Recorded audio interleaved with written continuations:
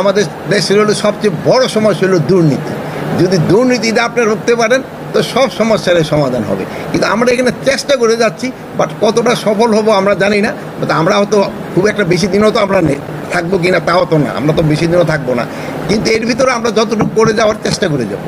ঠিক আছে, এই জন্য আমরা যাওয়ার আগে আমরা একটা কৃষি জমি সুরক্ষা আইন করে দিয়ে দিতে চাচ্ছি, যে এই কৃষি জমিগুলি যেন ব্যাপ না হয়ে যায়। এখানে আমাদের ধরেন যে ডেভেলপার কতগুলি কোম্পানি আছে, এরা জায়গা না নিয়ে ওই আইলটা ভাড়া নিয়ে লাগাই দেয়, কি জানি বলে সাইনবোর্ড লাগাই দেয়।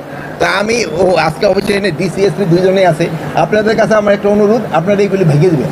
আমরা মুন্সিগঞ্জের ওখানে বলে দিচ্ছি, দেখবেন মাওয়া রাস্তা দুই পারে এক ধারে লাগাই রাখি, আপনারা এইগুলি ভেঙে দিবেন।